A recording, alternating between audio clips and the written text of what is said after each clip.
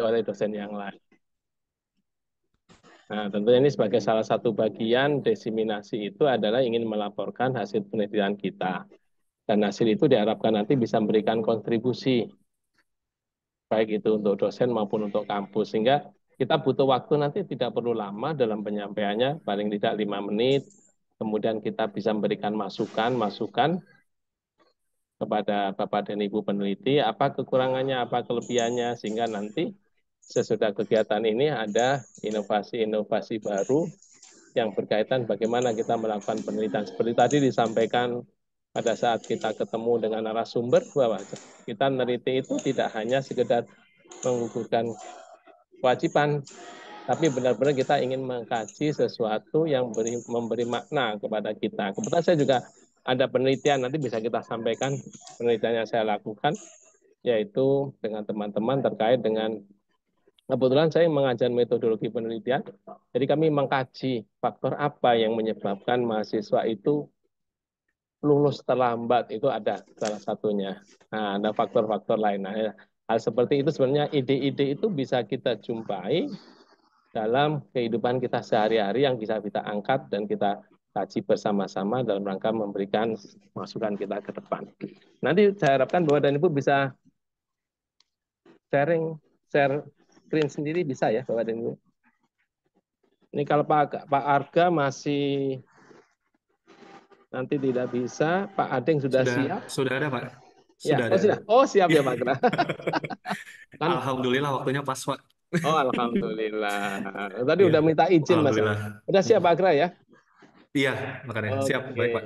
silakan mungkin kita awali biar lebih cepat, lebih praktik, lebih praktis. Gak usah lama-lama Pak Agra. Ya, silakan Pak Baik, Agra. Pak.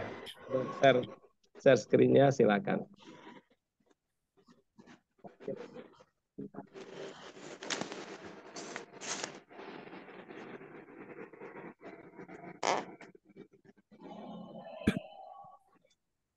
Mohon maaf, apakah sudah terlihat? Bentar, lagi proses Pak Agra. Sudah, Pak. Sudah ya? Baik, terima kasih, Bu Siska. Suara saya terdengar jelas ya, Pak Gatot ya? Alhamdulillah. Monggo silakan.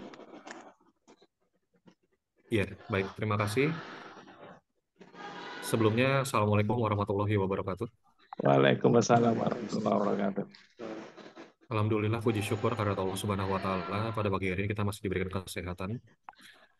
Yang saya hormati Bapak Moderator, Bapak Dr. Andes Gatot Kusjono MM, yang saya banggakan rekan-rekan sekalian yang tergabung di dalam room 1 diseminasi penelitian hari ini. Perkenalkan, saya Agra Sadia mewakili anggota saya, Bapak Ading Sunarto SMM dan Bapak Muker Afriansyah SIEPMM, untuk mempresentasikan sedikit daripada hasil penelitian kami yang berjudul Analisis Pelatihan dalam Meningkatkan Kompetensi Karyawan pada PT Vanaya Cendekia Jakarta Selatan. Saya lanjutkan ya.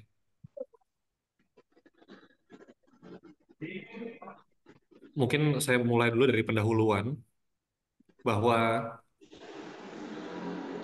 penelitian kami ini bersifat kualitatif, jadi di sini ada pelatihan dan kompetensi yang kami bahas. Pelatihan adalah upaya pembelajaran yang diselenggarakan oleh organisasi, seperti instansi pemerintah, lembaga swadaya masyarakat, atau perusahaan, untuk memenuhi kebutuhan atau untuk mencapai tujuan organisasi, sehingga pelatihan dapat diartikan sebagai kegiatan edukatif untuk membawa keadaan perilaku peserta pelatihan saat ini kepada perilaku yang lebih baik sebagaimana yang diinginkan oleh organisasi.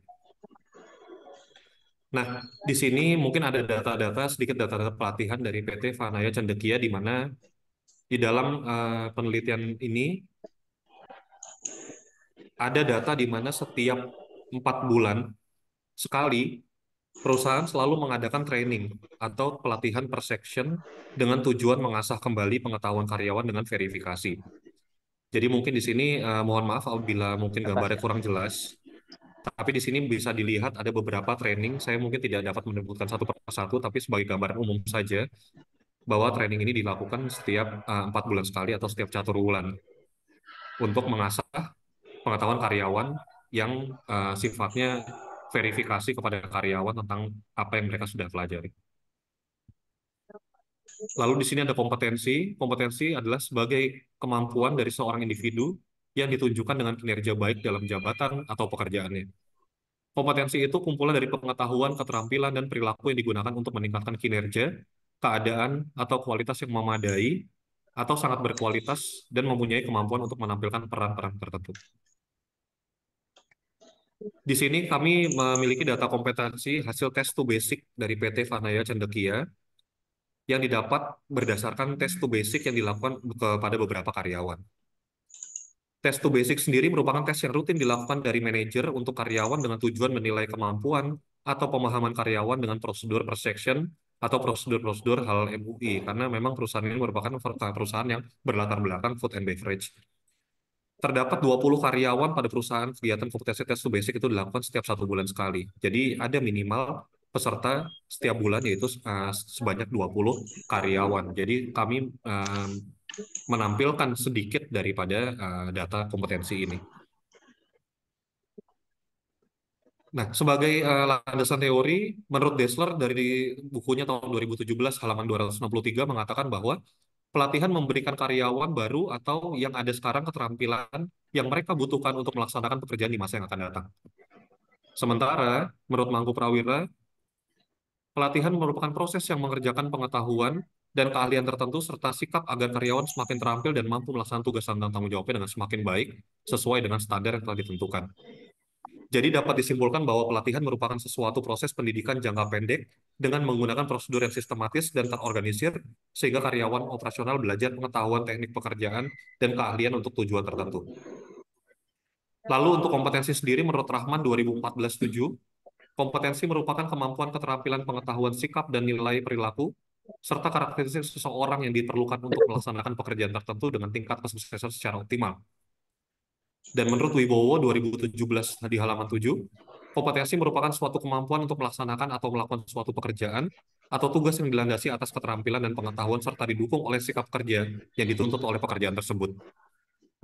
Dapat disimpulkan bahwa kompetensi karyawan adalah kemampuan yang dimiliki seseorang yang berhubungan dengan pengetahuan, keterampilan, dan karakteristik kepribadian yang mempengaruhi secara langsung terhadap kinerjanya yang dapat mencapai tujuan yang diinginkan.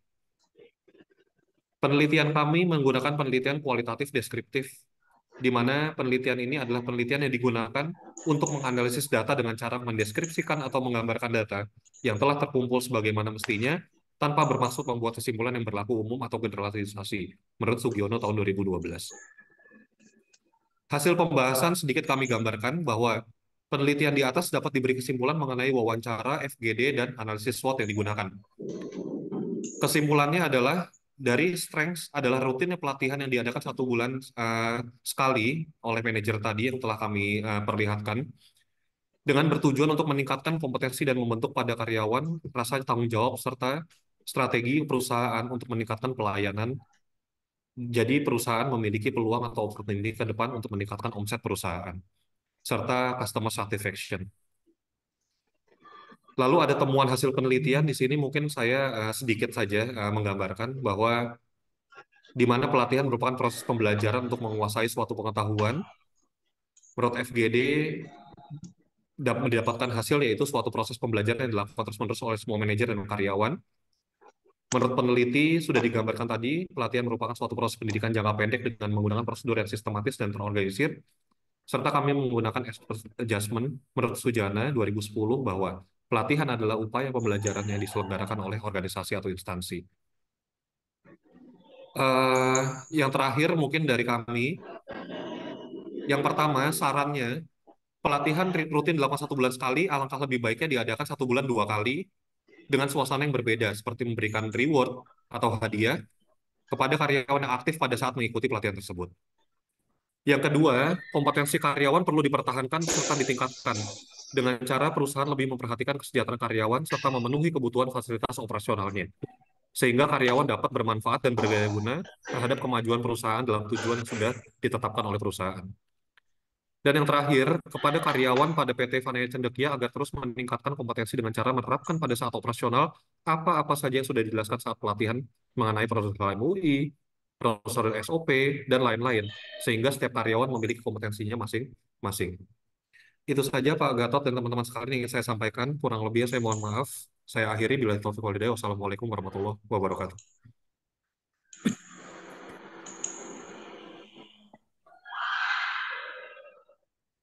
Mohon maaf, Bapak masih di mute, Pak. Pak Gatot masih di mute, Pak. Oh iya, mungkin Bapak dan Ibu ada yang mau nanggapin tadi apa yang telah sampaikan Pak Aga. Mungkin bisa memberikan masukan-masukan. Asus, ya pakai Asus apa? Pakai Asus, Pak. Ada Bapak Ibu? Data Nah, Asus. kalau enggak saya yang tanya ya Pak Agra ya. Baik, Pak. Model pelatihan itu ada nggak? Pelatihan misalkan seperti tadi kan ada FGD ya, Room Group Diskusi. Ada nggak Iya. pelatihan untuk teamwork building? Bagaimana melihat kinerja karyawan-karyawan itu dalam bentuk satu tim? Ada ya? Eh, Mungkin ya Pak, kalau secara spesifik memang kita mungkin tidak apa namanya spesifik ke arah tersebut. Tapi kalau Itu ya. dilihat dari skalanya, perusahaan ini sebetulnya perusahaan kecil dengan 18 cabang. Tapi setiap cabang itu kan hanya berisi sekitar 10 atau 15 karyawan misalnya. Contoh. Ya, ya. Nah, dari perusahaan pusat sendiri ini tadi kan kita sudah bahas mengenai pelatihan dan kompetensi yang memang yang diadakan itu setiap 4 bulan sekali atau 1 bulan sekali dengan maksimal 20 orang karyawan. Tapi kalau yang teamwork building mungkin harus kami dalami kembali Pak Oh Gatot. ya. Oh, Iya, siapa tahu nanti mau ngadakan pelatihan lagi, penelitian lagi tentang itu ya. siap, baik Pak. Oke. Terima kasih Pak Arga. Ya, Mudah-mudahan itu sama-sama Pak. bermanfaat buat kita bersama. Terima Amin kasih ya Pak Rabbal Arga. Alamin. Untuk Sama-sama selanjutnya Pak. Pak Ading ya. Ini Pak Ading banyak banyak job ya. Satu dengan Pak Agra, satu Pak sendiri ya. Siap, Pak. Kolaborasi, Pak. Kolaborasi. Berarti banyak. Berarti bukan karena finansial kan ya? Bukan, Pak. Profesional aja, Pak. Profesional seperti tadi kita bahas. Oke, Iya. silakan Pak Ading. Siap, terima kasih Pak Monggo, Gatot. monggo, Izin silakan. Monggo. menampilkan slide-nya. Oke, silakan. Apakah sudah terlihat, Pak? Alhamdulillah sudah Sudah ya, kelihatan. baik. Ya, Baik, izin menyampaikan. Saya buka Bismillah. Assalamualaikum warahmatullahi wabarakatuh. Waalaikumsalam warahmatullahi wabarakatuh. Baik, terima kasih yang saya hormati Bapak Gatot Kusyono selaku moderator di dalam diseminasi penelitian di hari ini. Izin saya presentasikan untuk hasil penelitian kami dengan judul Analisis Penerapan Disiplin dalam Meningkatkan Kinerja Pegawai pada Desa Nembol, Kecamatan Mandalawangi, Kabupaten Pandeglang. Nah, ini kebetulan saya sebagai ketua di sini, kemudian ada anggotanya dengan Pak Dr. Ali Zainal Abidin. Kebetulan berhalangan hadir beliau hari ini. Lanjut di sini di latar belakang yang kami sampaikan bahwa judulnya adalah terkait dengan analisis penerapan disiplin dalam meningkatkan kinerja pegawai di Desa Nembol, Kecamatan Mandalawangi, Kabupaten Pandeglang. Tentu saja ini ide pertama adalah diawali dengan kita pada saat kita melaksanakan PKM, ya, melakukan observasi pada saat PKM ini, kita melakukan kegiatan apa namanya PKM di sana, melihat potensi bahwa di desa ini begitu banyak, tetapi harus didukung dengan kompetensi yang bagus di dalam organisasi desa. Jadi tidak berdasarkan observasi awal, ini kami menemukan ya peneliti adanya fenomena kedisiplinan pegawai ya betul seperti masih banyaknya pegawai yang menggunakan jam istirahat yang berlebihan dan dalam sistem pelayanan administrasi yang tidak diselesaikan dengan tepat waktu. Nah, ini di sini saya rinci berdasarkan olahan data di tahun kemarin 2023 bahwa fenomena permasalahan yang kita temukan adalah yang pertama tidak banyak atau beberapa pegawai ini tidak memakai seragam dinas. Kemudian yang kedua, kurangnya memaksimalkan waktu kerja. Jadi dalam menyelesaikan tugas pegawai ini seharusnya melaksanakannya secara efektif dan efisien. Tetapi pada kenyataannya yang terjadi adalah para pegawai sering terlambat dalam menyelesaikan tugas. Kemudian yang ketiga, kurangnya tegasnya pemimpin dalam menegur pegawai. Seperti itu. Oke, kemudian di sini tinjauan pustaka, teori yang kami ambil adalah dari Hasibuan, menyatakan bahwa kedisiplinan adalah fungsi operatif MSDM yang terpenting karena semakin baik disiplin pegawai, semakin tinggi prestasi kerja yang dapat dicapainya. Kemudian menurut Siswanto di sini dalam Sinambela bahwa ada beberapa faktor-faktor di dalam disiplin kerja.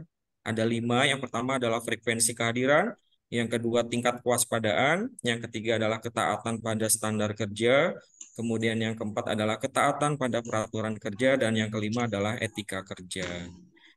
Ini gambar kerangka berpikir kami dimulai dari inputnya adalah dimulai dari visi dan misi. Jadi visi dan misi yang jelas ini tentu saja dapat meningkatkan pencapaian tujuan organisasi. Kemudian ada proses dan output. Prosesnya adalah variabel kami yang kita pilih yaitu kedisiplinan. Di sana indikatornya ada tujuan kemampuan sampai dengan hubungan kemanusiaan menurut teori dari Hasibuan. Kemudian outputnya ada kinerja pegawai, indikatornya ada jumlah pekerjaan, kualitas pekerjaan, sampai dengan kemampuan kerjasama. Nah, ini menurut Wilson Bangun.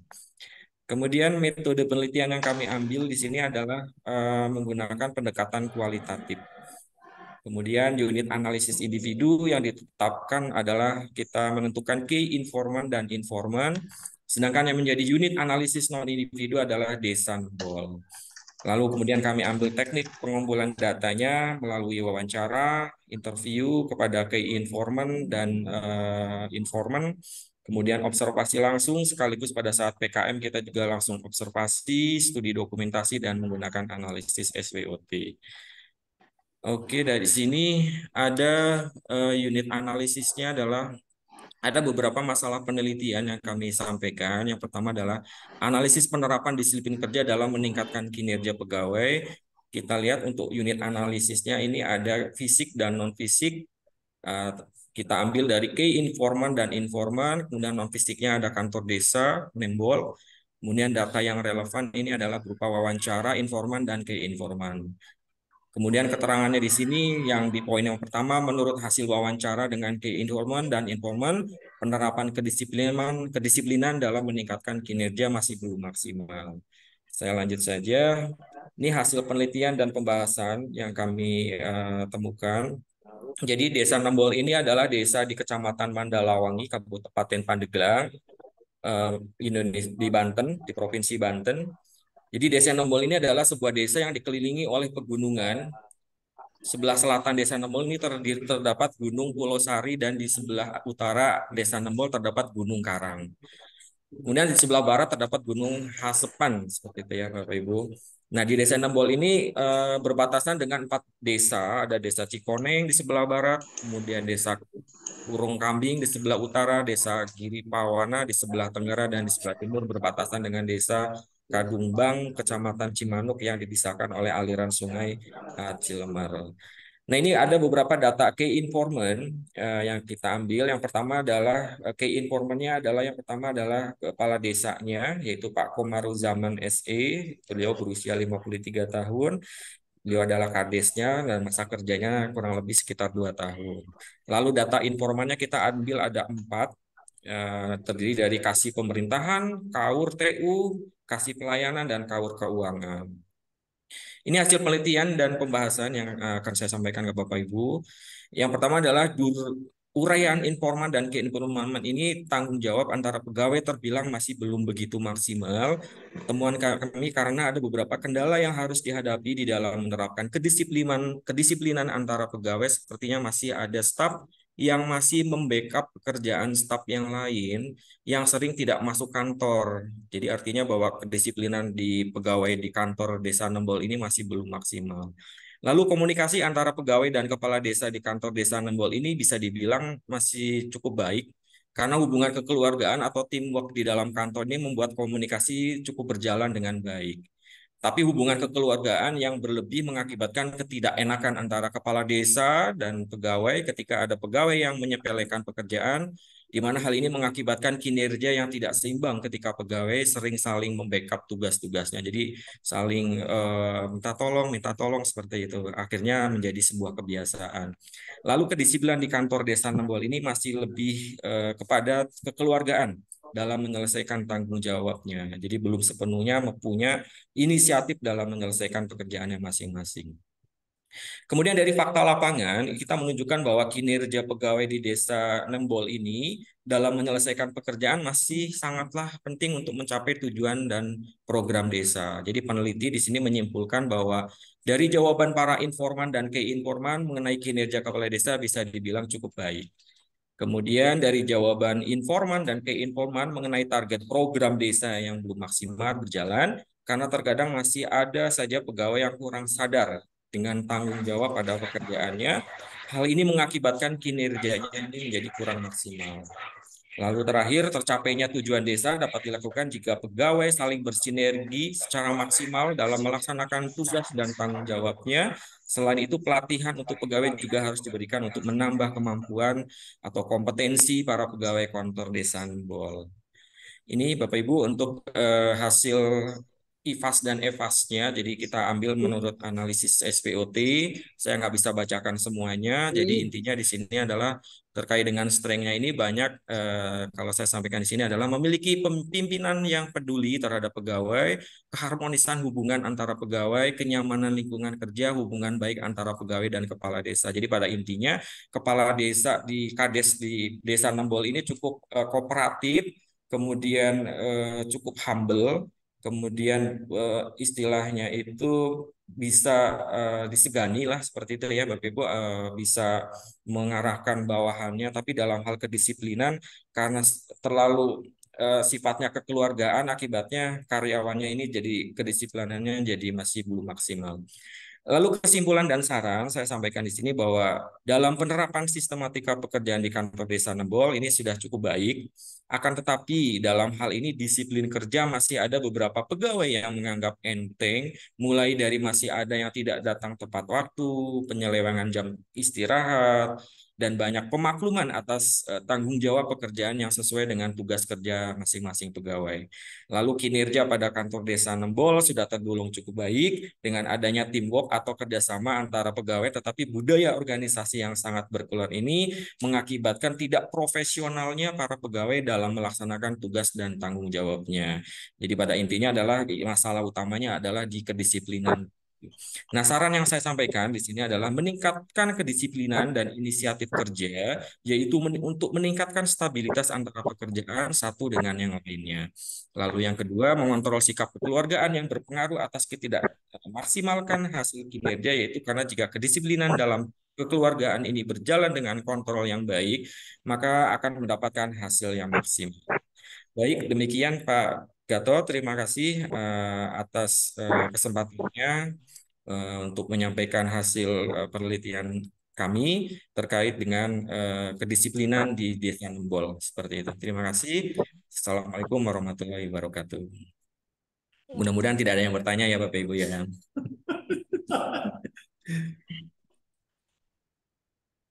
Izin Pak Gatot, sudah Pak Gatot. Masih di mute Pak.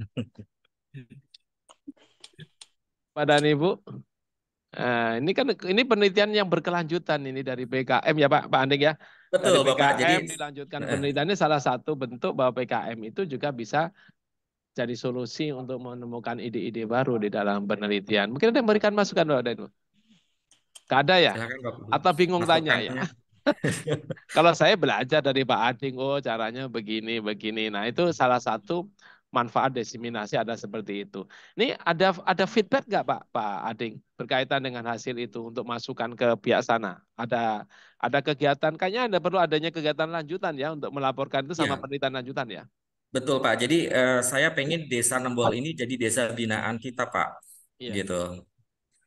Jadi Oke. nanti untuk selanjutnya kita terus mungkin bukan dari penelitian saja Pak ya, kita mungkin akan coba berdayakan beberapa UMKM yang ada di Ya. sana untuk bisa lebih maju lagi. Seperti itu Pak. Alhamdulillah. Saya juga punya binaan seperti itu, lagi mengembangkan juga. Sekarang lagi Siap. mendata. Mudah-mudahan ini sebagai solusi buat kita bersama, buat rekan-rekan Bapak dan Ibu dosen nantinya untuk Siap. memberikan yang terbaik. Terima kasih ya Pak Terima Ading kasih ya Pak Gatot. ilmunya ya. Atur nuhun. Assalamualaikum Sami-sami, semuanya. monggo. Waalaikumsalam warahmatullahi wabarakatuh. Selanjutnya Ibu Wina. Ya. Siap Bu Wina, monggo silakan Bu Wina. Ya. Assalamualaikum warahmatullahi wabarakatuh. Apakah suaranya terdengar, Pak? Jelas Ibu. Oke. Iya. Mohon maaf, Gatot. Saya menggunakan handphone karena laptopnya error, nggak bisa dibuka untuk Oke, sebentar. Tadi sudah ngirim? Oh, sebentar Bu Wina. PPT-nya. Iya. Oke, Karena Bapak Ibu yang saya hormati, Pak Gatot, saya mewakili teman-teman Pak Wahadi Siamto dan Pak Rio Setiawan. Kebetulan saya sebagai ketuanya akan membacakan hasil penelitian kami yang berjudul Pengaruh Antara Kepemimpinan dan Komunikasi Terhadap Kinerja Karyawan pada PT Dwi Putra Magisindo Jakarta. Tujuan dari penelitian ini adalah untuk mengetahui apakah ada pengaruh antara variabel kepemimpinan dan komunikasi terhadap kinerja karyawan pada PT Dwi Putra Magisindo Jakarta. Kemudian, metode yang digunakan dalam penelitian ini adalah metode kuantitatif, analisis regresi, analisis koefisien korelasi, analisis determinasi, dan uji hipotesis. Hasil penelitian baik secara parsial atau simultan, variabel kepemimpinan dan komunikasi berpengaruh secara signifikan terhadap kinerja karyawan pada PT Dwi Putra Magisindo. Kemudian ada latar belakang yang dihadapi PT Dwi Putra Magisindo, yaitu pada kualitas kerja karyawan yang masih rendah, padahal perusahaan menginginkan karyawannya memiliki kualitas kerja yang tinggi. Selain itu, ketepatan waktu di mana perusahaan mengharapkan karyawan bisa menyelesaikan pekerjaannya dengan tepat waktu. Kemandirian serta efektivitas di mana perusahaan mengharapkan karyawan mempunyai komitmen kerja dan tanggung jawab yang tinggi untuk menjaga dan menegakkan kinerja karyawan yang baik. Ada beberapa hal yang dapat mempengaruhi, misalnya gaya kepemimpinan, komunikasi, motivasi, budaya organisasi, dan lingkungan kerja. Dalam penelitian ini, yang dipilih adalah dua faktor yang mempengaruhi kinerja karyawan, yaitu komunikasi dan komunikasi. Untuk mengetahuinya, yang pertama, apakah kepemimpinan berpengaruh terhadap kinerja karyawan? Yang kedua, apakah komunikasi berpengaruh terhadap kinerja karyawan? Dan yang ketiga, apakah kepemimpinan dan komunikasi berpengaruh secara simultan terhadap kinerja karyawan? Tujuannya untuk mengetahui apakah kepemimpinan berpengaruh terhadap kinerja karyawan, kemudian apakah komunikasi berpengaruh terhadap kinerja karyawan, apakah kepemimpinan dan komunikasi berpengaruh secara simultan terhadap Makanya itu yang ada di grup gambar berikutnya. Ada beberapa indikator dalam kepemimpinan, komunikasi, dan kinerja karyawan. Metode penelitian ini menggunakan metode kuantitatif dengan populasi dan sampelnya adalah seluruh karyawan PT Magisindo dengan jumlah karyawan 65 orang. Hasil dan pembahasan. Jadi PT Dwi Putra Magisindo ini atau Magis Printing ini merupakan perusahaan yang bergerak di bidang layanan cetak digital yang berukuran besar atau large formal digital printing. Perusahaan ini didirikan pada tahun 2009 yang berlokasi di Jalan Kapuk Raya nomor 21 Nusa Indah, Jakarta. Kemudian PT Dwi Putra ini menyediakan beragam produk dan servis untuk klien, mulai dari konsep awal, proses desain, hingga hasil akhir media cetak digital, baik outdoor maupun indoor. PT Dwi Putra Magisindo ini menyediakan beragam pilihan material, flexi frontlight, flexi backlight, stiker, one-way vision, transparan, dan mesh, yang sesuai dengan pengaplikasiannya seperti billboard, neon board, building cover, physical graphic, banner, standing banner, dan display system. Untuk uji-ujinya bisa dilihat di sini. Kemudian dari uraian tersebut bisa disimpulkan, yang pertama, terdapat pengaruh yang signifikan secara parsial antara kepemimpinan terhadap kinerja karyawan di PT Dwi Putra Magisindo Jakarta. Kemudian yang kedua, terdapat pengaruh yang signifikan secara parsial antara komunikasi terhadap kinerja karyawan pada PT Dwi Putra Magisindo. Dan yang terakhir, terdapat pengaruh yang signifikan secara simultan antara kepemimpinan dan komunikasi terhadap kinerja karyawan pada PT Dwi Putra Magisindo. Sekian dari saya, Pak Gatot dan Bapak Ibu. Terima kasih. Ada yang mau memberikan tanggapan? Bu Dewi, Bu Dewi? Bu Sika mungkin mau nanggapin. Ini Bu Wina kerja di sana ya? Ada yang kerja di sana ya? Ada ya. Saudara yang kerja di sana, Pak. Penelitiannya bisa jadikan feedback di sana juga ya? Untuk masukan-masukan gini. Pak? Maaf. Umpan balik buat perusahaan untuk penelitiannya. Ya. Jadi antara kepemimpinan dan komunikasi. Ada masalah di kepemimpinan dan jadi mempengaruhi komunikasi terhadap kinerja karyawannya, Pak. Kalau di kepemimpinan yang dominan apa, Bu? Kepemimpinannya. Ya, yang kepemimpinan yang paling dominan apanya, Bu? Di sana kan ada beberapa itu ya, alat ukur instrumennya ya. Mm-mm. Belum dilihat ya. Kan ada beberapa indikator apa yang paling dominan begitu. Lebih ke gaya kepemimpinannya yang kurang tegas sih Pak sama karyawan. Jadi mengakibatkan miscommunication. Oke, oke. Terima kasih Bu Wina ilmunya. Terima kasih Pak Gatot. Oke, terima kasih Ibu Sukapti. Berikutnya. Enggak ada Bu Sukapti. Bu Sukapti siapa yang mewakili? Bu Sri Sukapti. Pak Bu Siska, Bu Siska. Bu Siska Yunanti mewakili Pak Dede Andi ya Bu Siska. Ya, baik, terima kasih Oke. Bapak. Sudah siap presentasinya? Ini Pak Dedenya ada itu. Oh, sudah tadi. Baru selesai, Tadi. Pak. Masih Baru nyambi, masih nyambi. Oh, masih nyambi. Oke ya, Bu Siska ya tetap. Bisa Bu Siska presentasinya? Baik, ini saya yang share atau Boleh, bagaimana ya, Pak? bisa. Lebih enak. Ibu bisa ngatur ritmenya. Kalau nggak bisa, kami bantu nanti.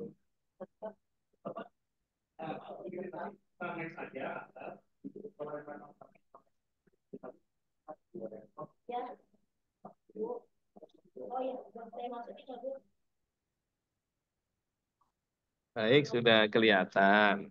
Baik, sudah terlihat. Oke.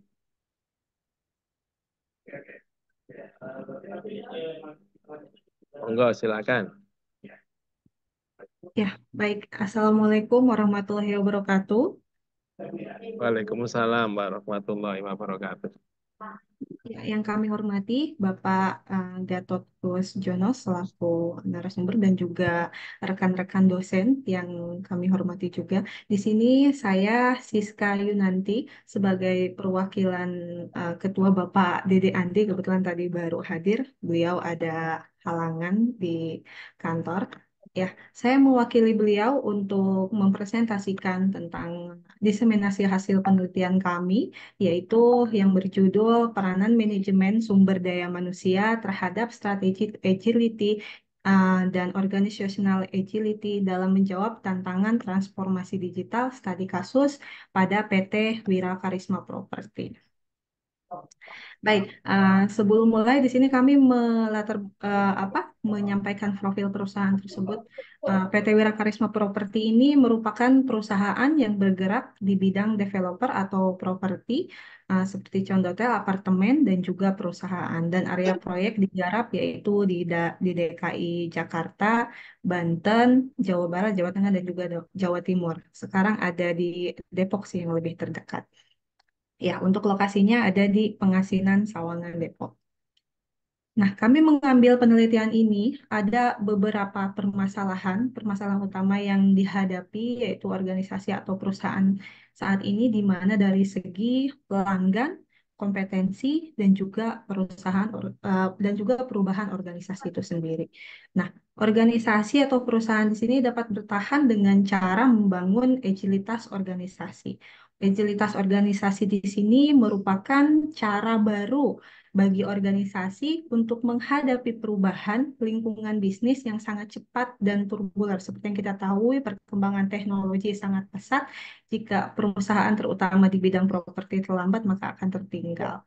Nah, ini strategic agility atau kelincahan strategis ini mencerminkan sejauh mana sebetulnya perusahaan mampu menunjukkan kapasitas untuk beradaptasi. Nah, beradaptasi di sini fleksibel dan juga kreatif untuk meramalkan guncangan yang tidak terduga di dalam maupun di luar lingkungan bisnis itu sendiri, di mana perusahaan beroperasi dan juga merespon secara proaktif, cepat, dan juga efektif. Sedemikian rupa sehingga ancaman diubah menjadi peluang. Demikian latar belakang dari penelitian kami. Nah, adapun rumusan masalahnya, seperti yang sudah terlihat, yang pertama ada bagaimana strategic agility yang diterapkan pada PT Wira Karisma Property itu sendiri.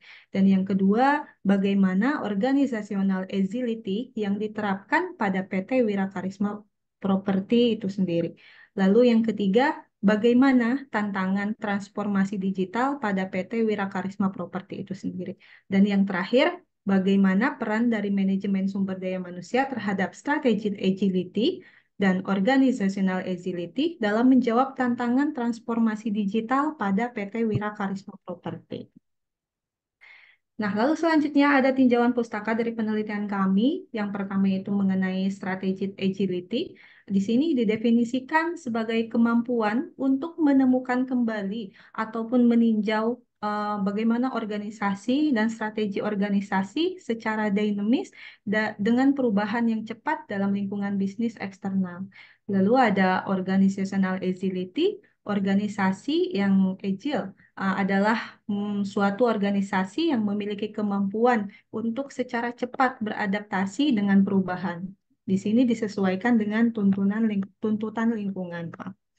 Lalu yang terakhir, transportasi digital. Transportasi digital di sini merupakan perubahan yang jauh lebih mendasar terhadap dunia di mana semua tergantung pada digital. Dengan kata lain, ini adalah pergeseran penyeluruhan komprehensif terhadap segala sesuatu yang bersifat digital. Nah, adapun metode penelitian yang kami gunakan dalam penelitian kami ini, yang pertama kami menggunakan metode penelitian kualitatif dengan pendekatan fenomenologi di mana penulis akan melihat realita yang berhubungan dengan mohon maaf Pak, izin. Waalaikumsalam warahmatullahi wabarakatuh. Ya, Bapakku sendiri lagi hebat. Ya, manajemen terhadap strategic agility dan organizational agility dalam menjawab tantangan transformasi digital. Nah, prosedur pelaksanaannya yang pertama, kami merumuskan masalah sebagai fokus penelitian. Rumusan masalahnya seperti yang tadi sudah disampaikan. Lalu yang kedua, kami mengumpulkan data di lapangan. Kebetulan saya sendiri bekerja di perusahaan tersebut.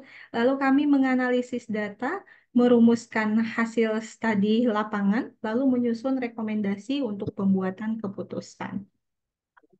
Selanjutnya berarti di sini ada yang namanya Adapun instrumen penelitian di sini terlihat yang pertama di sini ada 3 variabel. Yang pertama ada strategic agility, indikatornya yaitu strategic sensitivity. Yang kedua leadership unity. Yang ketiga research fluidity.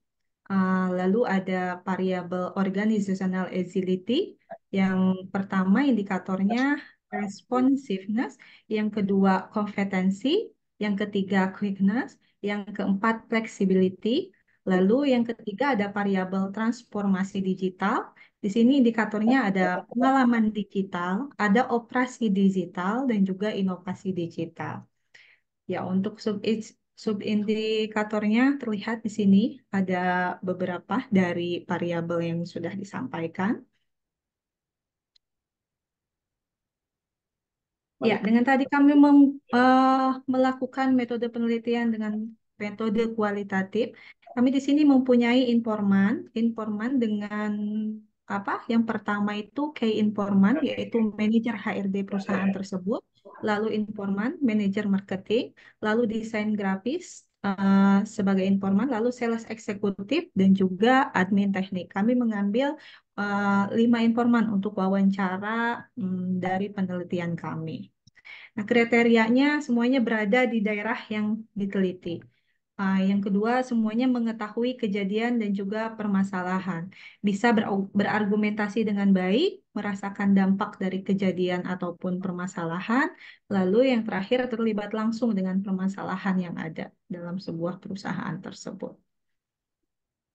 Baik, adapun teknik analisis di sini ada reduksi data, yaitu membuat abstraksi di mana seluruh data yang diperoleh dari seluruh catatan lapangan hasil observasi wawancara dengan pengkajian dokumen, lalu penyajian data, yaitu kami lakukan kumpulan informasi secara tersusun yang memberi kemungkinan adanya penarikan kesimpulan dalam pengembalikan tindakan, lalu kesimpulan dan verifikasi data yang sudah kami atur sedemikian rupa dengan dipolakan, difokuskan, disusun secara sistematis, kemudian kami simpulkan sehingga makna data dapat ditemukan. Lalu ada teknik coding. Di sini open coding merupakan metode awal dalam pengkodean. Nah, proses pembagian, menganalisis, membandingkan, mengkonseptualisasikan, serta mengkategorikan sebuah data. Lalu ada axial coding, proses penghubungan kategori dengan subkategori. Kemudian kami juga menyusun kembali data yang telah dikategorikan untuk mengaitkan pada analisis yang muncul. Lalu yang terakhir, selective coding merupakan cara menghubungkan kategori lain yang membutuhkan penyempurnaan di kemudian disusun menjadi suatu kalimat secara sistematis. Nah, dari hasil penelitian tersebut, eh, kami mendapatkan hasil dari ketiga variabel yang sudah tadi disampaikan. Yang pertama yaitu strategic agility. Di sini terdapat hasil bahwa adanya SDM yang kurang memadai untuk perkembangan teknologi tersebut. Jadi, di sini banyak perusahaan memberikan platform-platform terutama untuk penjualan. Perumahan ini kan jantung jantung apa ya jantung perusahaannya itu penjualan. Jika jualan cash flow aman, jika tidak ya tidak akan aman.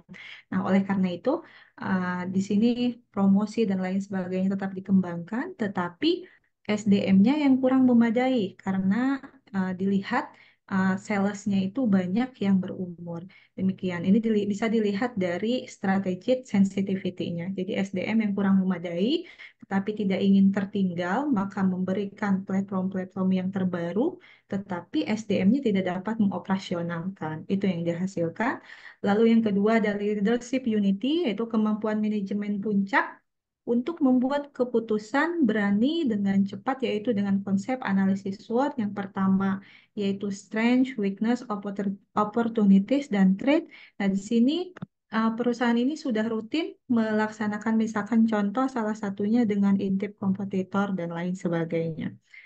Lalu yang terakhir research fluidity, yaitu kemampuan internal yang mengkonfigurasi ulang sistem bisnis, diperoleh informasi yang dibuat konsep, yaitu memerlukan konfigurasi atau perbaikan ulang sistem bisnis. Setiap bulan kami perusahaan tersebut sudah melakukan perbaikan untuk dari segi digital. Tetapi itu kembali lagi kepada SDM-nya yang kurang memadai. Selanjutnya, variabel organizational agility. Nah, berdasarkan wawancara yang dilakukan, diperoleh bahwa penerapan organizational agility ini uh, yang pertama itu dari segi responsiveness, yaitu mengidentifikasi perubahan dan juga menanggapi perubahan dengan cara menganalisis lingkungan eksternal dan internal. Seperti yang tadi sudah saya sampaikan, salah satu contoh menganalisis lingkungan internal bisa dilakukan intip kompetitor dengan melihat program promosi kompetitor lain, misalkan dari segi Instagram, website, dan lain sebagainya. Lalu kompetensi, yaitu kemampuan memberikan produktivitas bagi organisasi dengan cara meningkatkan kualitas produk, meningkatkan kualitas produk, misalkan dari segi bangunan dan lain sebagainya. Lalu quickness, yaitu kecepatan dan ketepatan waktu dalam produk pelayanan dengan cara membuat rencana strategis dan mengikuti permintaan pasar dan juga merespon cepat. Lalu flexibility, yaitu kemampuan untuk melaksanakan proses yang berbeda untuk tujuan yang sama dengan cara mengoptimalisasi SDM dan kerjasama yang efektif. Lalu yang terakhir dari variabel yang terakhir yaitu transformasi digital. Nah, berdasarkan dari hasil wawancara, di sini pengalaman digitalnya menciptakan pengalaman digital yang terasa relevan. Bisa dilakukan pelatihan dan training. Nah, sementara di, diberikan saran, diberikan masukan, alhamdulillah sudah ada, anggaplah karyawan yang Gen Z gitu, walaupun sebelumnya karyawannya usianya berlanjut, sehingga mohon maaf, ya digitalnya itu kurang begitu paham. Nah, dilakukanlah training dan pelatihan oleh karyawan yang lebih paham sumber daya manusianya terhadap digital. Lalu perbaikan bertahap, hard skill, dan juga soft skill. Nah, operasi digital yaitu memiliki orang dengan keterampilan yang tepat, seperti yang tadi sudah saya sampaikan, sudah dicoba dilakukan hal tersebut, mendukung kolaborasi, eksperimen, dan juga inovasi dengan cara bersinergi dan berkolaborasi. Lalu yang terakhir, inovasi digital, yaitu inovasi dan pola pikir test and learn dengan cara mengetahui tren dan juga perkembangannya. Baik, adapun kesimpulan dari yang tadi kami sampaikan, yaitu tujuan dari penelitian ini untuk menelaah dan juga menjelaskan bagaimana peran manajemen sumber daya manusia terhadap strategic agility dan juga organizational agility dalam menjawab tantangan transformasi digital studi kasus pada PT Wira Karisma Property. Dan indikator yang digunakan diantaranya adalah strategic sensitivity, leadership unity, resource fluidity, responsive, kompetensi, quickness, flexibility, pengalaman digital, operasi digital, dan juga inovasi digital. Adapun saran dari hasil penelitian yang diketahui yang kami teliti bahwa peran strategis MSDM ini tentu sangat penting untuk kesuksesan bisnis. Walaupun teknologi atau platform sangat memadai, tetapi SDM kurang memadai tentu tidak akan menghasilkan. Nah, di sini hubungan antara organisasi dan karyawan sangat erat. Strategi MSDM membantu organisasi bertahan dengan meningkatkan kemampuan mereka untuk menarik, mengembangkan, memotivasi, dan mempertahankan karyawan. Strategi MSDM ini tentu bertindak sebagai teknik yang digunakan perusahaan untuk mempertahankan karyawan mereka pada saat. Oh, Nanda ya, Baik, Nanda. ini demikian Nanda gimana? presentasi Pak dapat Ibrahim? saya sampaikan. Terima kasih. Terima kasih Bu Siska yang telah sharing hasil penelitiannya. Bapak dan Ibu, mungkin ada yang mau memberikan tanggapan? Bu Dewi, Bu Dewi? Cukup, Pak. Cukup. Kalau gitu saya yang tanya, Bu. Saya udah nyiapin banyak pertanyaan, Bu. Tadi baru baca GPT tanyanya apa ya? Gitu. Tenang, ada Pak Dede, Pak. Bukan, Bu. Ya, terima kasih, Bu, tadi. Ini kan tadi banyak kendala yang dihadapi berkaitan Ya, dengan betul. SDM. SDM itu kan ada juga yang sudah tua, ya. Iya, karena Pelatihan sudah. salesnya tuh usianya tuh di atas, mohon maaf, di atas 40 semua, Pak. Oh, masih muda lah, Bu. Saya udah hampir 60 saya. Ada nggak solusi itu untuk ngadapin yang SDM yang sudah tua itu? Biasanya kan kalau udah tua dikasih materi berkaitan dengan pengembangan digital, itu kan kadang-kadang dia setengah hati, ya nggak mau lah ketinggalan gitu. Susah lah. Ada nggak kendala yang dihadapi ini? Ya, kendalanya tentu sangat banyak sekali, Pak, kendala hal tersebut. Tapi kami memberikan solusi. Yang pertama kami anjurkan untuk memberikan helper. Iya. Ini yang pertama sih motivasi dulu ya dari bonus. Ya. Misalkan kami tambahkan, tadinya kan komisi itu hanya 1%. Ya. Kami tambahkan ada jika jualan sekian, ditambahkan bonus tambahan lagi, atau BLT, bantuan tunai langsung jika konsumen sudah AK dan lain sebagainya. Itu sudah coba kami terapkan. Tetapi belum tahu nih hasilnya, Pak. Masih Oh, belum belum ya? tahu. Ya, belum. Baru Oke. pendapat yang kami sampaikan dengan Pak Dede sudah Iya. diterapkan, yaitu yang pertama mengadakan helper, yaitu Iya. orang yang paham teknologi sehingga bisa mengoperasionalkan teknologi itu walaupun agak sulit. Baru berapa bulan ya? Baru 3 atau 4 bulan. Itu sih belum terasa. Oh iya. Kalau Tadi bahasanya ya. perlu meneliti lagi ya 1 tahun depan ya. Perkembangan setelah ada helper tadi ya. Oh, boleh Pak Dede Iya, bagaimana ini? ya Pak Dede ya. Kita Namanya, teliti lagi ya. jadi ternyata ada hal masukan yang bisa kita lakukan untuk pengembangan Iya. kita. Jadi nggak usah bingung nyari judul penelitian kan, tinggal melanjutkan saja kan. Iya, Terima baik, Pak. kasih Bu Siska. Terima Mudah-mudahan kasih. bermanfaat untuk Terima Bapak kasih, dan Ibu Kak. dosen yang lain. Terima kasih, Pak. Oke. Pak Anton ada Pak Anton? Pak Anton, punten diwakili dengan saya, Pak Gatot. Oke. Oh, Bu Dewi. Silakan Bu Dewi. Bisa Mohon presentasi? izin dibantu share screen, Pak Dede. Terima kasih banyak. Oke. Mungkin Pak Gatot saya pakai handphone karena device-nya tiba-tiba error, mungkin sinyal kali ya. Oke, nggak apa-apa. Monggo. Baik, terima kasih. Izin Pak Gatot dan Bapak Ibu sekalian. Berikut diseminasi hasil penelitian dari kelompok kami dengan judul Pengaruh Fasilitas Kerja dan Disiplin Kerja terhadap Kinerja Karyawan pada PT Graha Perdana Indah Jawa Barat. diketuai oleh Bapak Anton dan anggota saya sendiri Dewi Sartika. Next. Latar belakang penelitian ini, naik turunnya kinerja karyawan dipengaruhi oleh banyak faktor. Salah satu faktor penting tersebut ialah fasilitas pendukung kinerja dan disiplin karyawan itu sendiri. Dalam banyak hal, fasilitas kerja menjadi hal yang dominan dalam mendukung kinerja karyawan. Karena dengan difasilitasi sarana prasarana yang mumpuni, maka akan mempermudah karyawan dalam menyelesaikan pekerjaannya. Sehingga pekerjaan dapat terselesaikan tepat waktu sesuai dengan target yang diharapkan. Begitu pula dengan disiplin kerja. Ini menjadi salah satu faktor penting dalam meningkatkan kinerja karyawan. Karena dengan memiliki disiplin kerja dan etos kerja yang tinggi, maka para karyawan memiliki tanggung jawab terhadap pekerjaannya dan dapat menyokong perusahaan agar lebih baik lagi ke depannya. Oleh karena itu, kami tertarik melakukan penelitian terhadap variabel ini. Next. Berikut beberapa tujuan penelitian. Yang pertama, untuk mengetahui pengaruh fasilitas kerja terhadap kinerja karyawan pada PT tersebut. Kemudian yang kedua, untuk mengetahui pengaruh disiplin kerja terhadap kinerja karyawan pada PT tersebut. Dan yang ketiga adalah untuk mengetahui pengaruh secara simultan fasilitas kerja dan disiplin kerja terhadap kinerja karyawan. Next. Berikut landasan teori.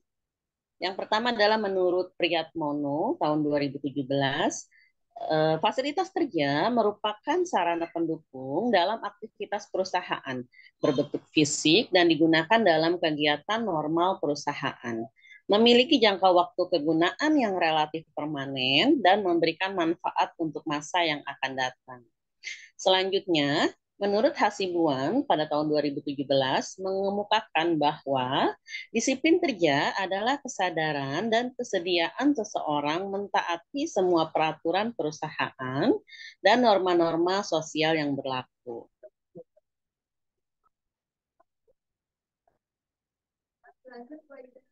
Ada yang mau bertanya Bapak Ibu? Oh, ada, lanjut ya. Terima kasih Pak Ibrahim. Selanjutnya Pak Yudi dipersilakan.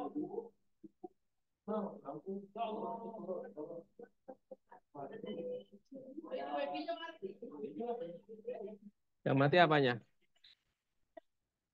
Wah. Ya udah bisa lagi ya. Silakan. Silakan Pak Yudi. Maaf ada gangguan sinyal ada. Oke Bu, ya keputus tadi Bu. Iya, baik. Ya, silakan. Ya. Lanjut. Baik. Untuk kerangka pemikiran yang X2, disiplin kerja, kami menggunakan sumber dari Rifai. Yang pertama adalah kehadiran, kemudian tingkat kewaspadaan tinggi, ketaatan pada peraturan kerja, ketaatan pada standar Rekornya kerja. hilang. Selanjutnya, mengulang lagi. Akan Mangkunegara, kualitas kerja, kuantitas kerja, tanggung jawab. Enggak hilang, karena aku ada jasa. Next. Ya, silakan Pak Yudi. Untuk metode penelitian yang kami pakai, penelitian ini menggunakan metode kuantitatif dengan mengambil tempat penelitian di Depok, Jawa Barat, dan populasi sebanyak 60 orang, dan kami menggunakan dua yang ini. Oke. Next, berikut beberapa kesimpulan dan hasil penelitian kami. Yang pertama ada pengaruh fasilitas kerja terhadap kinerja karyawan. Berdasarkan hasil penelitian ini didapatkan kesimpulan bahwa nilai regresi Y 21,013 plus 0,457 X1, nilai koefisien korelasi diperoleh sebesar 0,502. Artinya kedua variabel mempunyai tingkat hubungan yang sedang. Kemudian ada nilai determinasi sebesar 0,512 atau sebesar 51,2%.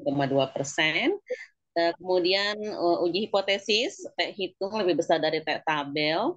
Kemudian dengan artian bahwa H1 diterima dan H2 terdapat yang signifikan antara variabel fasilitas kerja terhadap kinerja karyawan. Begitupun untuk X1 dan untuk X2 dan Y hampir sama.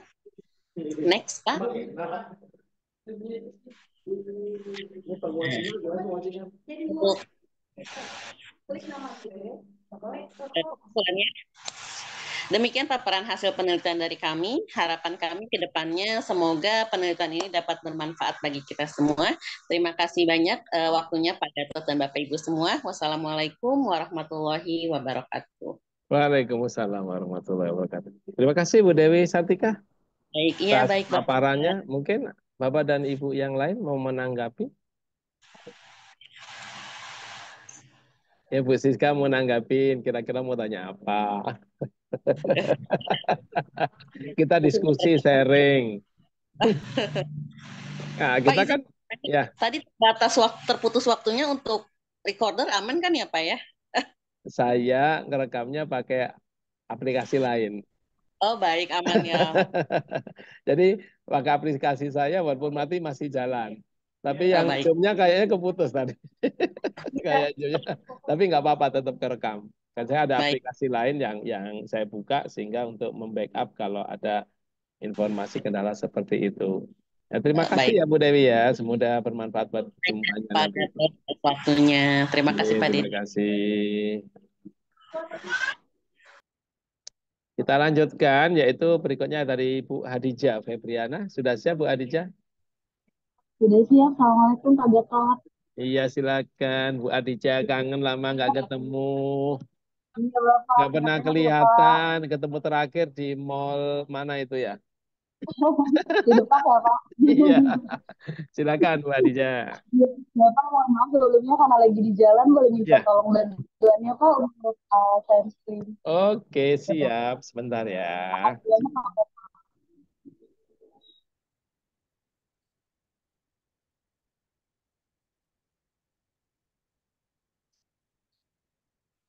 Bentar Ibu.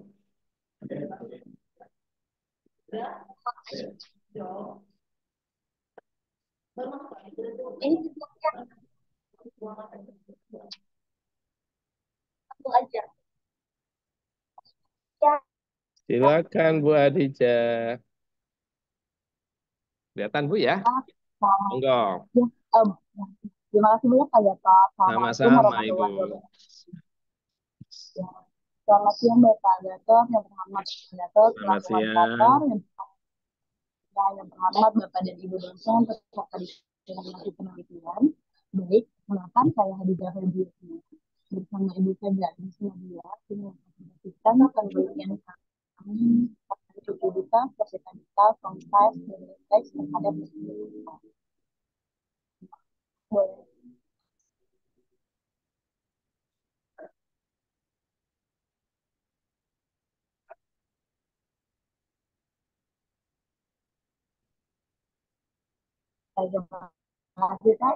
Menurut gabungan industri penyelenggara Indonesia, model 2020 komunikatif mengangkat produksi mobil, menghentikan produksi pabriknya, sehingga menutup jaringan dialog serta layanan bengkel. Nah, hal ini membuat kinerja penjualan produsen mobil mengalami penurunan. Di Inggris juga, kinerja penjualan mobil pada April 2020 menjadi sangat rendah sejak Februari 1946 dengan catatan penurunan 97%. Kemudian di Society of Motor Manufacture and Trader menyebutkan hanya 4.321 unit mobil yang terjual pada bulan tersebut di Brazil dan Meksiko. Produksi mobil anjlok sebesar 99% menjadi 5.519 unit. Padahal kedua negara ini mampu memproduksi lebih dari 1 juta mobil dalam sehari apabila dalam kondisi keadaan normal.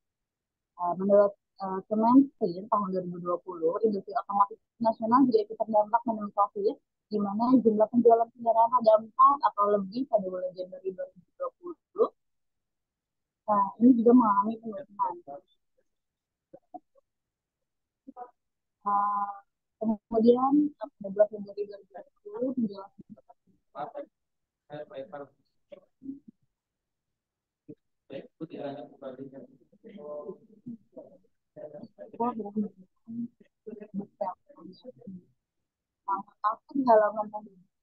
Suaranya putus-putus Bu Hadijah. Suaranya putus-putus.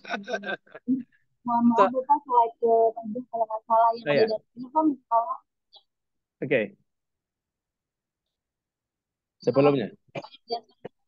Datanya sebelumnya. Datanya? Ya, ya, baik Pak, terima kasih. Jadi di dalam penelitian ini terlihat di tabelnya ini mencerminkan pada tabel ini terlihat bahwa PBC memiliki manufaktur sektor otomotif yang komponen cenderung fluktuatif, di mana nilai terendah ini pada tahun 2019 sebesar 0,15 kali, dikarenakan periode tersebut terjadi fluktuasi rupiah yang menyebabkan daya beli masyarakat menurun hingga berdampak pada penurunan nilai. Dan nilai tertinggi terjadi pada tahun 2022 sebesar 7,75 kali. Hal ini dikarenakan adanya kebijakan pemberian relaksasi pajak penjualan atas barang mewah di tahun itu. Baik Pak, mohon maaf selanjutnya. Rumusan dalam penelitian ini adalah apakah terdapat pengaruh likuiditas terhadap perusahaan, terdapat pengaruh profitabilitas terhadap perusahaan, apakah terdapat pengaruh angka terhadap perusahaan, apakah terdapat nilai terhadap perusahaan, dan apakah terdapat pengaruh antara likuiditas, profitabilitas, omset, dan lifetime terhadap nilai perusahaan. Mohon maaf selanjutnya. Nah, dalam penelitian ini bisa disampaikan secara ini likuiditas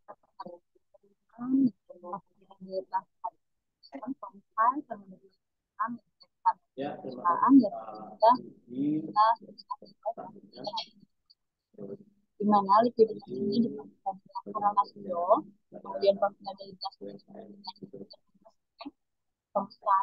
kemudian leverage ini diprofitkan dengan DBF dan nilai perusahaan ini diprofitkan dengan metodenya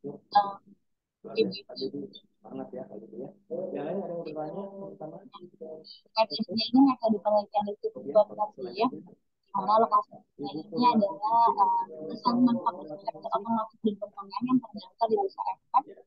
Dilihat pada populasi ini ada 13 perusahaan yang terdaftar di bursa efek Indonesia, ada 13 populasinya. Kemudian sampelnya kita menggunakan composite sampling. Kita selanjutnya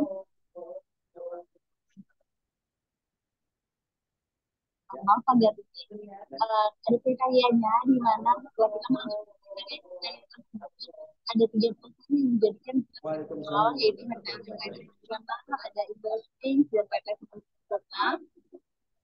Jadi dalam penelitian kuantitatif ini menggunakan metode analisis deskriptif dengan menggunakan software review. Sebelum kita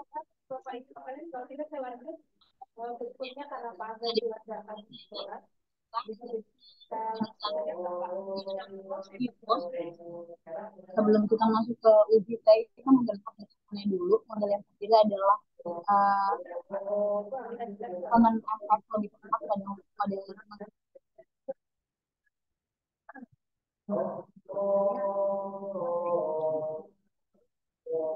Putus ya.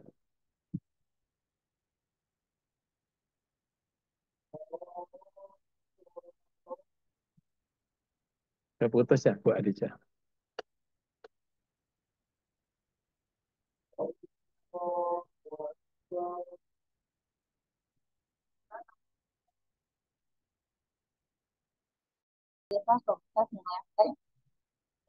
Ya, Bu, agak terputus ya Bu.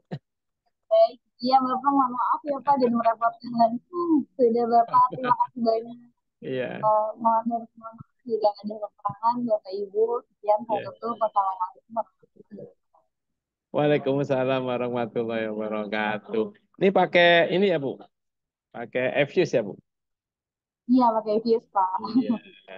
Ini kan beberapa perusahaan mungkin ada nggak Bu yang paling baik mengatasi tadi masalah yang dihadapi? Biasanya Astra.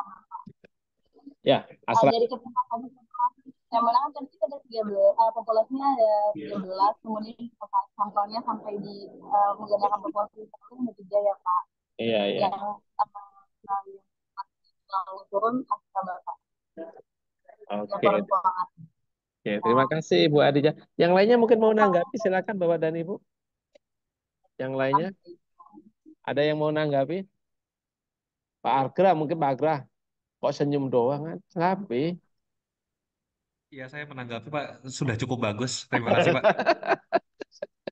Terima kasih Pak Agra. Oke, terima kasih Pak Agra. Paling tidak nanggapin mengapresiasi hasil kerja kerasnya kan gitu kan. Udah cukup bagus. Mudah-mudahan nanti kalau penelitian kita diajak kan gitu. Oke. Selanjutnya, Makasih ya, Pak. iya. Makasih ya, Pak Ibu. Itu senang kalau kayak Pak Ading tadi kan banyak menggunakan combine, pakai kualitatif, kuantitatif. Itu kan menambah wawasan kita. Berikutnya Ibu Kenny ada Bu Kenny. Bu Kenny Astria. Belum ada ya. Pak Amir. Pak Amir, monggo Pak Amir. Pak Amiruddin siap? Halo Pak Amir. Oh, sholat zuhur. Nah, yang ada aja deh Pak Fatan. Biar nggak ngelamun. Ini Pak Fatan ada di mana ini? Di ruangan nggak ada. Ampun, Pak Gatot gitu. Pak Fatan bengong aja nih. Ada Mas Adi, Masya Allah. Oke, silakan Pak Fatan. Pak, ini kan kendala sinyal, Pak. Minta Oh, nggak ada bantuan. Semangat sinyal. Pak Fatan, Oh, semangat. masa baru nggak ada sinyal? Nah, Minta sebentar Pak tolong. Fatan. Tak cariin sinyal dulu Pak Fatan ya. Bapak Fatan.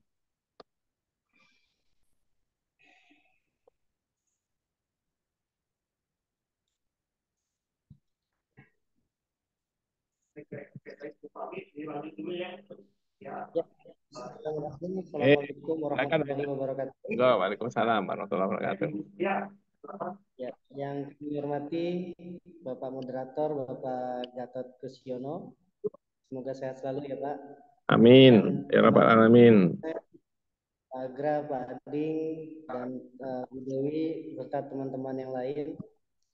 Kali ini izinkan saya membawa presentasi, yaitu tentang pengaruh kepemimpinan dan lingkungan kerja terhadap kinerja karyawan pada kedai kopi Warkop Bercakap, cabang Ciledug, Kota Tangerang.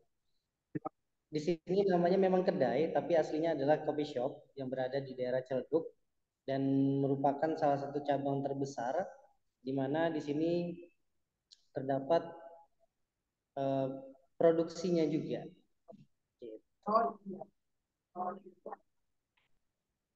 Nah, untuk pendahuluannya, di sini ada landasan teori. Menurut Umi dan Hartono, menyampaikan bahwa kepemimpinan adalah kemampuan yang dipengaruhi seseorang untuk mempengaruhi orang lain agar bekerja mencapai tujuan yang telah ditetapkan. Kemudian menurut Avandi, menyatakan bahwa lingkungan kerja merupakan sesuatu yang ada di lingkungan para pekerja yang dapat mempengaruhi dirinya dalam menjalankan tugas seperti temperatur, kelembaban, ventilasi, peneragan, kegaduhan, kebersihan tempat kerja, dan tidak layaknya alat-alat perlengkapan kerja. Yang terakhir, menurut Wibowo, menyatakan kinerja karyawan merupakan hasil pekerjaan yang mempunyai hubungan kuat dan dengan hubungan strategis organisasi, kepuasan dan memberi kontribusi pada ekonomi. Boleh dilanjut, Pak? Baik. Yang simpel aja, Pak. Nah, di model penelitian atau kerangka berpikir ini simpel sekali. Kita lihat dari pengaruh kepemimpinan terhadap kinerja, kemudian pengaruh lingkungan kerja terhadap kinerja karyawan, dan pengaruh kepemimpinan dan lingkungan kerja terhadap kinerja karyawan. Boleh Pak dilanjut. Nah, dalam tujuan ini kita lihat permasalahan secara umum. Yang pertama, melihat identifikasi masalah, yaitu kepemimpinan yang belum sesuai. Jadi kebetulan di sini tempat teman sendiri, jadi kita mau cross check juga, melihat masalah yang ada di sana, karena pemimpinnya baru, manajernya baru, sedangkan di sana itu banyak masalah yang timbul karena produksinya tersendat, kemudian pelayanan terganggu dan lain sebagainya. Kemudian kita lihat lingkungan kerjanya juga yang masih kurang memadai, masih banyak alat-alat. Kemudian kondisi tempat kerjanya juga kurang nyaman, jadi pekerja di sana atau karyawan di sana tidak leluasa dalam menjalankan pekerjaannya. Itu kalau putus hilang pertama. Kemudian yang ketiga, kinerja karyawan yang selalu menurun karena kita lihat dari hasil penjualan, dari komunikasi yang ada Lanjut aja, Bu. dan lain sebagainya, itu jelas menurun sekali.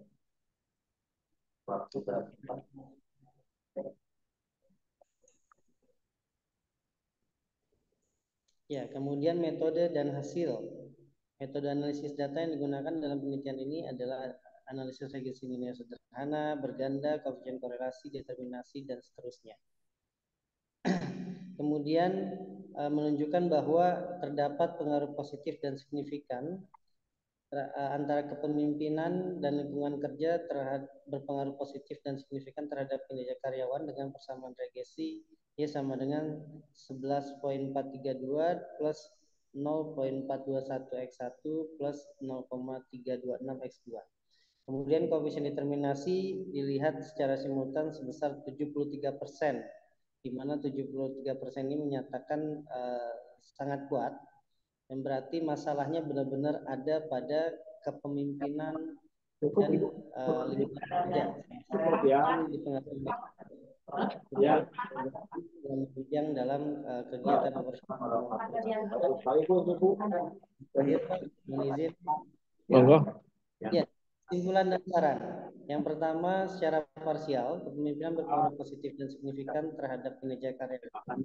Pada kedai kopi warkop bercakap cabang Ciledug Raya, peneliti menyarankan pemimpin untuk lebih berani lagi dalam setiap pengambilan keputusan. Karena setiap pengambilan keputusan yang diambil oleh pemimpin sangatlah berpengaruh besar nantinya pada hasil kerja. Yang kedua, parsial yang berpengaruh positif dan signifikan terhadap kinerja karyawan pada kedai kopi bercakap cabang Ciledug Raya, peneliti menyarankan untuk lagi dalam pekerjaan dan lingkungan karyawan dalam bekerja melalui hasil kinerja.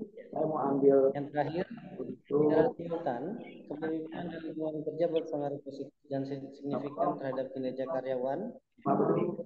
Peneliti menyarankan dapat terbuka untuk menerima perbedaan pendapat dan mampu menjaga hubungan baik antar rekan kerja agar mampu menghasilkan kinerja yang lebih baik. Sekian Pak Gatot, terima kasih. Mohon maaf atas ada Terima kasih Pak Fatan. Mungkin Bapak dan Ibu mau nanggapin? Bu Dewi? Ya, Bu Indonesia. Oh, gantian Pak Adik mungkin Pak Adeng. Masing-masing. Ya. Cukup Pak, cukup jelas. Oh, cukup jelas. Ada nggak masukan Pak Fatan? Untuk tadi kan kinerjanya turun. Jualannya berarti turun ya Pak Fatan? Betul Pak. Ada nggak masukan agar bisa naik lagi? Nah, jadi kita datang sendiri ke sana Pak. Kita lihat kok turun nih kebetulan ownernya teman saya sendiri. Iya. Jadi dia mau lihat apa sih masalah seperti ini. Ini kok karyawannya sering bermalas-malasan, sering ada yang keluar dan lain sebagainya. Otomatis pelayanan terhadap konsumen juga turun, ratingnya juga turun juga. Jadi imbasnya ke pendapatan revenue perusahaan. Nah, ini kinerja kan kita gimana sih kerjanya mereka, kemudian kok bisa berpengaruh terhadap pendapatan perusahaan, Pak. Nah, ini Pak.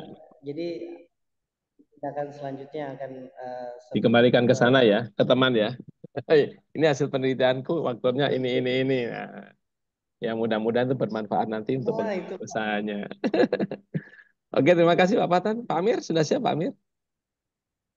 Pak, dibantu lagi Pak Amir. Assalamualaikum warahmatullahi wabarakatuh. Waalaikumsalam warahmatullahi wabarakatuh. Bentar ya Pak Amir. Pak Amir.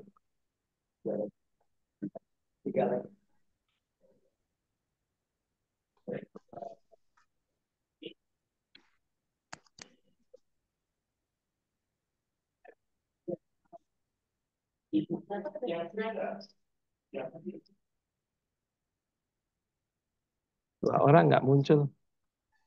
Tri Sukapti sama Kenny Asli. Silakan Pak Amir untuk dilanjutkan. Assalamualaikum warahmatullahi wabarakatuh. Sudah kelihatan Pak Amir? Ya, Mas Amir, kedengaran Pak? Kedengaran? Oh, udah, kurang keras suaranya masih kecil. Oh ya, maaf. Oke. Cukup Pak ya. Cukup. Terima kasih. Silakan Pak Mir. Assalamualaikum warahmatullahi wabarakatuh. Waalaikumsalam warahmatullahi wabarakatuh. Ya, terima kasih Pak Gatot yang telah memberikan waktu untuk saya. Selamat siang pada Bapak Ibu dosen yang berbahagia, semoga sehat selalu.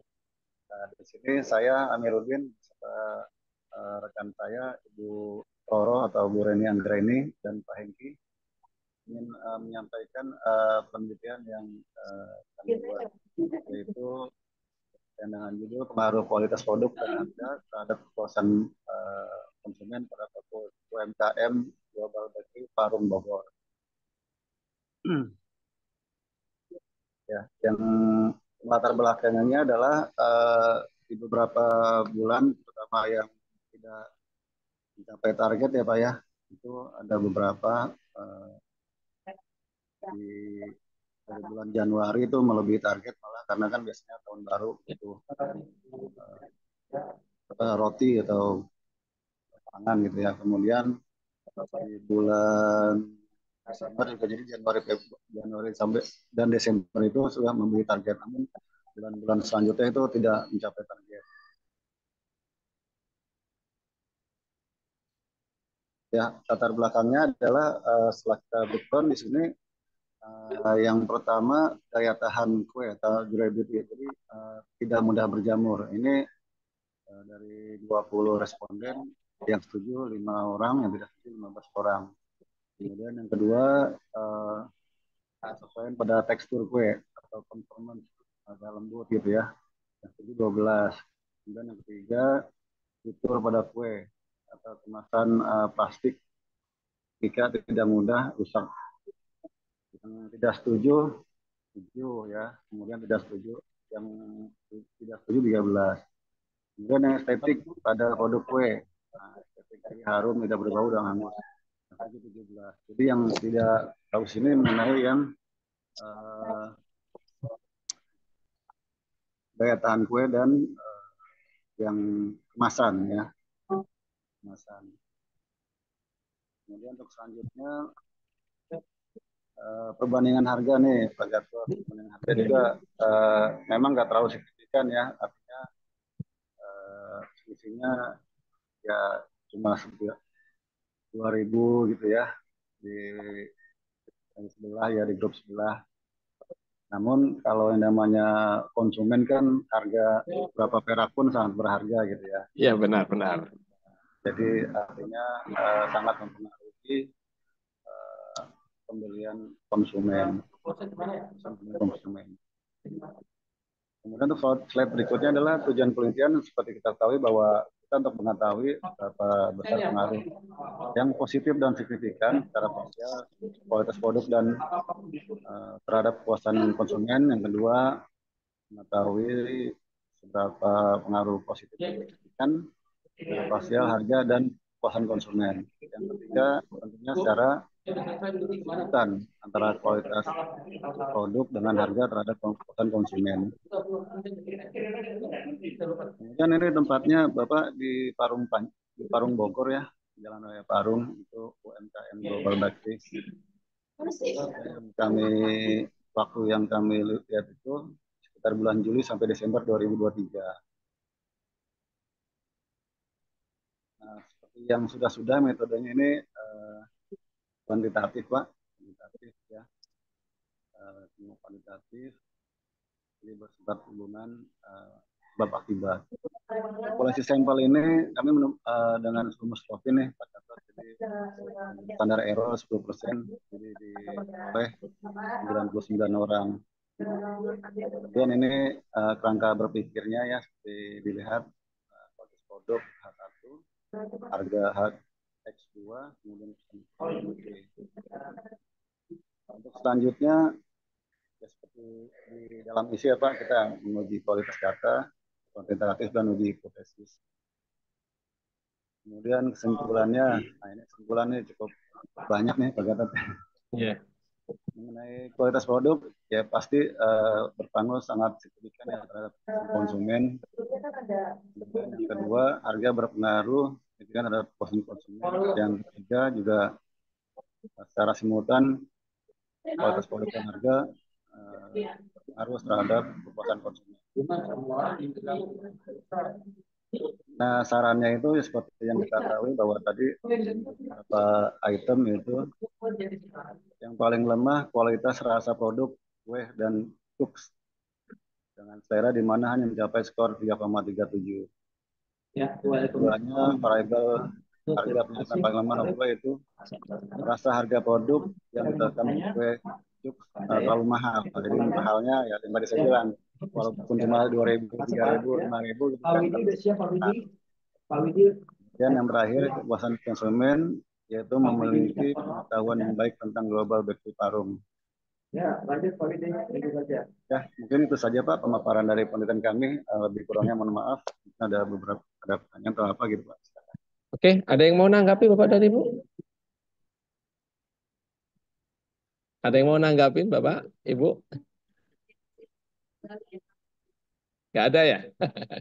Di sana itu gimana Pak? Pak Amir, ada peningkatan nggak usahanya Pak Amir? Ya, sejauh ini sih belum ada Pak. Tapi Karena kan kalau produk itu selisih 500 saja sama emak-emak dikejar tuh. Iya. betul. Paling tidak dengan sisi harga itu kita meningkatkan mutunya Pak. Jadi mungkin nanti akan di rasanya, kemudian yang toppingnya itu kira-kira gitu Pak. Jadi harganya beda tapi kemasannya juga pasti berbeda. Itu kan pasti ada nilai plusnya juga gitu Pak. Oke. Agak berbeda dengan yang lain. Oke, terima kasih Pak Amir. Ini teman kita nggak ada, ini ada sedikit share informasi. Kami juga mengadakan penelitian. Kalau penelitian saya nggak jauh ya. Saya ngambil lingkupnya yang dekat-dekat aja. Lingkup saya yang dekat itu saya meneliti berkaitan dengan ingin tahu sih kenapa sih mahasiswa Unpam itu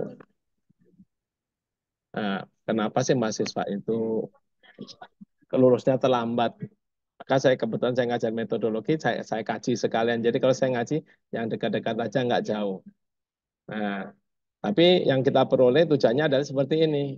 Kita ingin tahu motivasinya bagaimana, kemampuan menulisnya bagaimana, ketersediaannya bagaimana, motivasi lulus tepat waktunya itu bagaimana. Ini yang kami kaji nggak jauh-jauh di lingkungan kampus saja. Cuma saya belum menganalisa secara detail, tapi yang pasti setelah kami teliti apa yang diperoleh oleh mahasiswa kampus sendiri ternyata dari segi faktor motivasi itu ternyata tidak ada pengaruhnya. Yang mempengaruhi kenapa mereka bisa tepat waktu atau terlambat itu kemampuan menulis karya. Jadi ini yang kami ungkap. Cuma ingin kami lihat komponen apa kemampuan menulis karya ini yang dominan.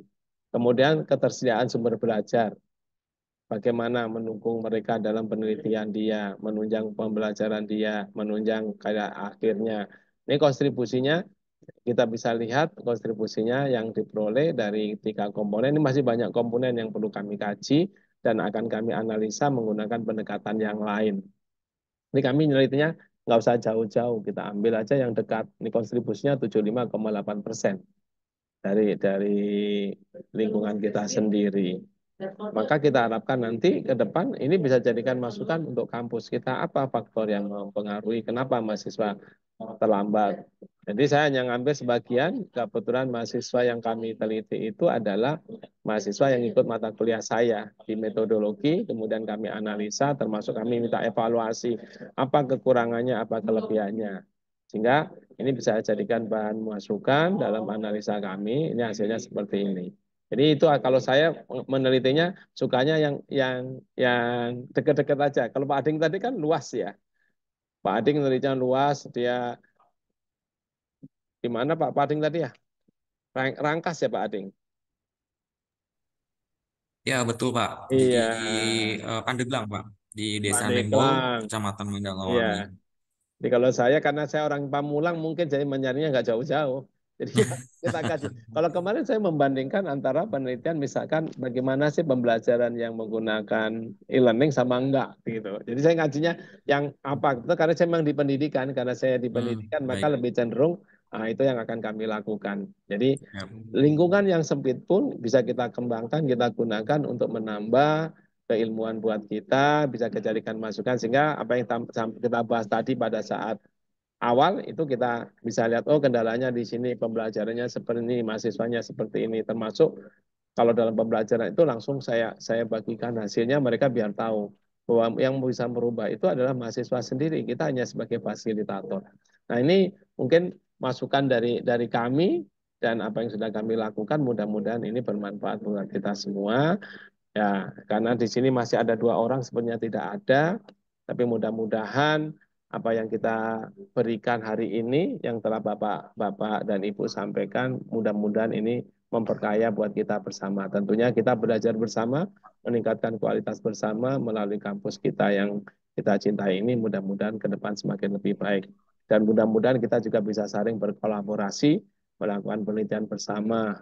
Kayak Pak Ading ini banyak, kemarin kita cek penelitiannya banyak, publikasinya juga banyak. Nah, kita perlu nyontoh juga. Nah, dengan banyak penelitian teman-teman itu paling tidak memotivasi kita meningkatkan kemampuan kita akan lebih baik. Mungkin itu saja bisa kita pelajari bersama Bapak dan Ibu. Mudah-mudahan bermanfaat buat kita bersama. Mari kita tutup sesi ini dengan sama-sama dengan bacakan Alhamdulillah. Alhamdulillahirrahmanirrahim. Terima kasih Pak Gatot. Ya, semoga bermanfaat semua. Nanti akan kita share hasil diskusi kita, linknya di room 1 ya. Terima kasih. Assalamualaikum warahmatullahi wabarakatuh. Waalaikumsalam warahmatullahi wabarakatuh. Terima kasih Pak Gatot. Pak Gatot. Terima kasih Pak teman-teman. Gatot. Silakan Bapak Ibu, Ibu. Bapak Ibu. Terima kasih Pak Gatot. Monggo.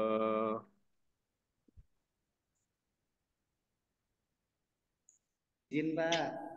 Monggo silakan Pak Fatan, ditunggu di lantai 3. Siap Pak.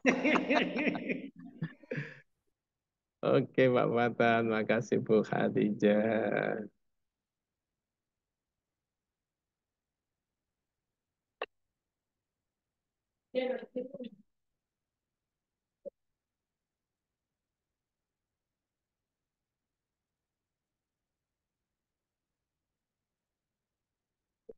Desiminasi.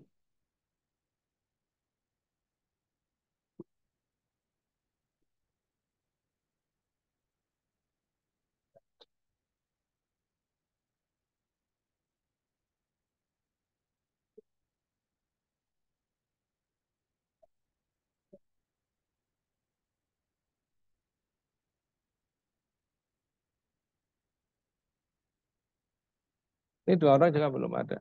Nggak ngirim materi, nggak ada. Sri Sukapti sama Kenny Astria. Ya.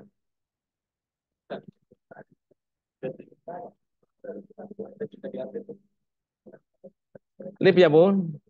Bu, lip ya? Lip.